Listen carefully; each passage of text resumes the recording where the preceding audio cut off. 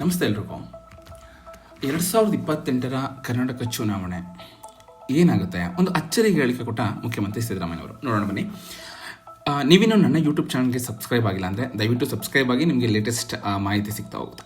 BJP JDS ಸಂಸದರು ರಾಜ್ಯಕ್ಕೆ ಕೇಂದ್ರದಿಂದ ಆಗುತ್ತಿರುವ ಅನ್ಯಾಯದ ಬಗ್ಗೆ ಬಾಯಿಯನ್ನೇ ಬಿಡ್ತಾ ಇಲ್ಲ ಅಂದರೆ ಏನು ಹೇಳಿಕೆ ಕೊಡ್ತಾ ಇಲ್ಲ, ಏನು ಹೋಗಿ ಒಂದು ಸೆಂಟ್ರಲ್ ಗೌರ್ಮೆಂಟ್ನ ಅಪ್ರೋಚ್ ಮಾಡ್ತಾ ಇಲ್ಲ ಅಂತ ಸಿದ್ದರಾಮಯ್ಯನವರು ಗುಡುಗಿದ್ದಾರೆ. ಹಾಗೆ ಪ್ರಹ್ಲಾದ್ ಜೋಶಿ ಕೂಡ ಒಂದೇ ಒಂದು ದಿನ ರಾಜ್ಯಕ್ಕೆ ಆಗುತ್ತಿರುವ ಅನ್ಯಾಯದ ವಿರುದ್ಧ ಕೇಂದ್ರದಲ್ಲಿ ಧ್ವನಿ ಎತ್ತಲಿಲ್ಲ ಅಂತ ಸ್ವತಃ ಮುಖ್ಯಮಂತ್ರಿ ಸಿದ್ದರಾಮಯ್ಯನವರು ಹೇಳಿಕೆ ಕೊಟ್ಟಿದ್ದಾರೆ. ಅಂದ್ರೆ ಇಲ್ಲಿ ಬಿಜೆಪಿಯವರು ಅಥವಾ ಜೆಡಿಎಸ್ನವರು ಏನಿದ್ದಾರೆ ಅಲ್ಲಿ ನಮಗೆ ಆ ಒಂದು ಮಿನಿಸ್ಟರ್ಸ್ ಆದ್ರೂ ಕೂಡ ಓಕೆನಾ, ಅಂದ್ರೆ ಸೆಂಟ್ರಲ್ ಮಿನಿಸ್ಟರ್ ಆದ್ರೂ ಕೂಡ ಯಾವುದೇ ಒಂದು ರಾಜ್ಯಕ್ಕೆ ಅನುಕೂಲ ಮಾಡ್ಕೊಡ್ತೀರಾ ಅನ್ನೋದು ಸಿದ್ದರಾಮಯ್ಯನ ಮಾತಾಗಿದೆ.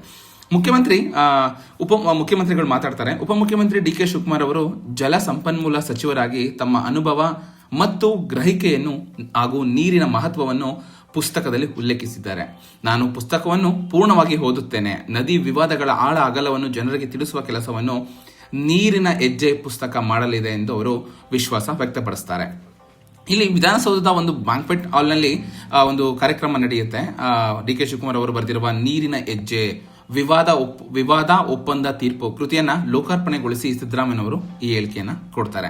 ಸ್ವತಃ ಉಪಮುಖ್ಯಮಂತ್ರಿಗಳೇ ಈ ಒಂದು ಪುಸ್ತಕನ ಬರೆದಿದ್ದಾರೆ. ನಾನು ಅದನ್ನ ಕಂಪ್ಲೀಟ್ ಆಗಿ ಓದ್ತೀನಿ ಅಂತ ಕೂಡ ಅವರು ಹಾಗೆ ಹೇಳ್ತಾರೆ. ಹಾಗೆ ಕರ್ನಾಟಕ ವಿಧಾನಸಭಾ ಚುನಾವಣೆ 2028 ಇದರ ಒಂದು ಮಹತ್ವದಲ್ಲಿ ಅಂದ್ರೆ ಇನ್ನು ಕರ್ನಾಟಕದ 2028ನೇ ಸಾಲಿನ ವಿಧಾನಸಭೆ ಚುನಾವಣೆಯ ಬಗ್ಗೆಯೂ ಕೂಡ ಮುಖ್ಯಮಂತ್ರಿ ಸಿದ್ದರಾಮಯ್ಯನವರು ಇದೇ ಸಂದರ್ಭದಲ್ಲಿ ಮಾತನಾಡ್ತಾರೆ.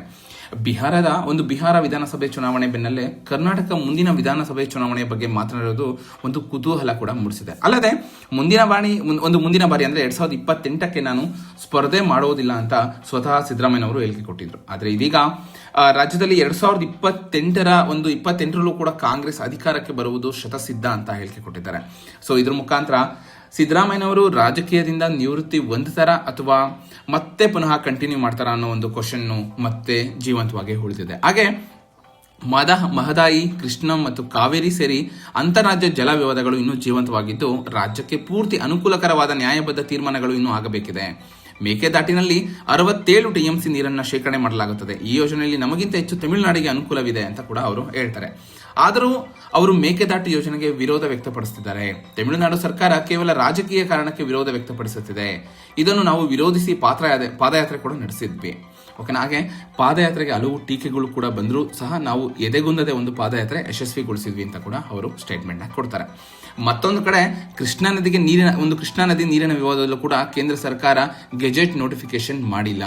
ಜೆಡಿಎಸ್ ಪಕ್ಷವಾಗಲಿ ಅಥವಾ ಬಿಜೆಪಿ ಪಕ್ಷವಾಗಲಿ ಈ ಪಕ್ಷದ ಒಂದು ಸಂಸದರಾಗಲಿ ಕೇಂದ್ರದಿಂದ ರಾಜ್ಯಕ್ಕೆ ಆಗುತ್ತಿರುವ ಅನ್ಯಾಯದ ಬಗ್ಗೆ ಆಗಲಿ ಆರ್ಥಿಕವಾಗಿ ಅಂದ್ರೆ ಹಣಕಾಸಿನ ವಿಚಾರವಾಗಿ ಕೇಂದ್ರ ಸರ್ಕಾರದ ಒಂದು ರಾಜ್ಯಕ್ಕೆ ಬಗೆಯುತ್ತಿರುವ ದ್ರೋಹದ ಬಗ್ಗೆ ಯಾರು ಕೂಡ ಮಾತನಾಡುವುದಿಲ್ಲ.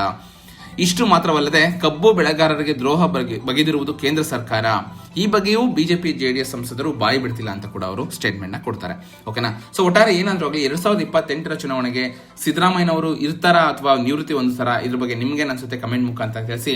ಇದೇ ರೀತಿ ಒಂದು ಹೆಚ್ಚಿನ ಅಪ್ಡೇಟ್ಗಾಗಿ ನನ್ನ ಯೂಟ್ಯೂಬ್ ಚಾನಲ್ ಸಬ್ಸ್ಕ್ರೈಬ್ ಮಾಡಿ, ಇದೇ ರೀತಿ ಸಪೋರ್ಟ್ ಮಾಡ್ತಾ ಇರಿ. ವಿಡಿಯೋ ನೋಡೋದಕ್ಕಾಗಿ ಧನ್ಯವಾದಗಳು.